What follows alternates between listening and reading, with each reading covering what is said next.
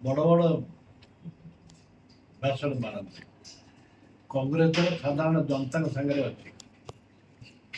ଜନତା ଯୋଉଟା ଚାହୁଁଛନ୍ତି କଂଗ୍ରେସ ଦଳ ସେୟା କରୁଛି।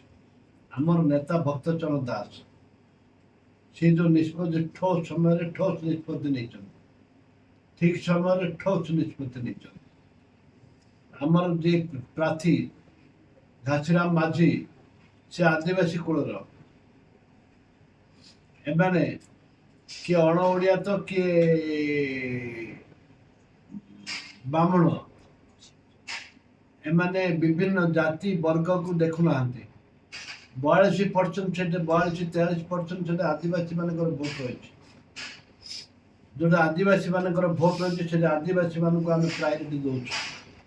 ଆମର ଆଶା ନିଶ୍ଚିତ ଭାବରେ ଆମେ ସେଠି ବିଜୟ ଭକ୍ତଚରଣ ଦାସ ନେତୃତ୍ୱରେ ଆମେ ବିଜୟ ହେବୁ। ଶେଷ ପର୍ଯ୍ୟନ୍ତ ଏ ଲଢ଼େଇ ଜାରି ରହିବ।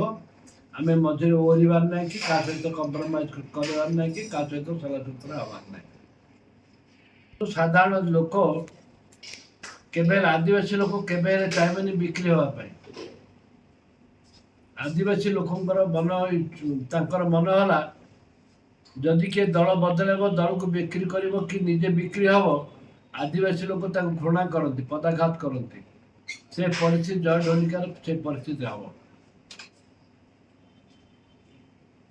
ମାନେ ସେ ସିମ୍ପାଥି ଆଉ ସିମ୍ପାଥି କାମ ଦେବନି। ବିଜୁ ଜନତା ଦଳ ଥିଲେ କ'ଣ କାମ ଦେଇଥାନ୍ତା ନ ଦେଇଥାନ୍ତା, କିନ୍ତୁ ଯୋଉଠି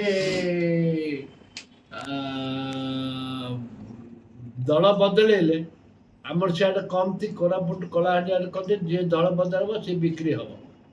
ସେ ବିକ୍ରି ହେଇଛନ୍ତି ନାହିଁ ମୁଁ ଜାଣିନି, କିନ୍ତୁ ଦଳ ବଦଳିଲେ ଆମ ଲୋକ ସେୟା ଚିନ୍ତା କରନ୍ତି, ଆଦିବାସୀ ଲୋକ।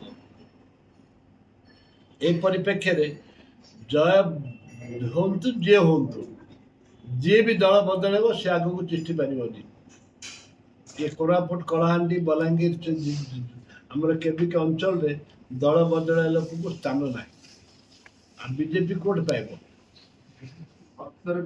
ବିଜେପୁର ଅଲଗା କଥା, ବିଜେପୁର କେବିକ ଅଞ୍ଚଳରେ ଆସୁନି। ବିଜେପୁର ଅଲଗା କଥା, ବର୍ତ୍ତମାନ ନୂଆପଡ଼ା ଅଲଗା କଥା। ବିଜେପୁରରେ କେତେ ପରସେଣ୍ଟ ଆଦିବାସୀ ଥିଲେ? ନୂଆପଡ଼ା ତ 42% ଆଦିବାସୀ। ପ୍ରଚାର ପାଇଁ ନିଶ୍ଚିତ ଭାବରେ ଆମର ଏଆଇସିସିର ଯେ ଦାୟିତ୍ୱରେ ଅଛନ୍ତି ସିଏ ଆସିବେ, ଏଆଇସିସି ବାଲାରୁ ଆଉ କିଛି ଆସିବେ, ଆମେମାନେ ଅଛୁ ସମସ୍ତେ ଯିବୁ। ଏକଲା ଭକ୍ତଚରଣ ଦାସ ଏକଲା କାଫି। ତାଙ୍କ ନିଜ ନିର୍ବାଚନ ମଣ୍ଡଳୀ, ପାର୍ଲାମେଣ୍ଟ ନିର୍ବାଚନ ମଣ୍ଡଳୀ ଥିଲା,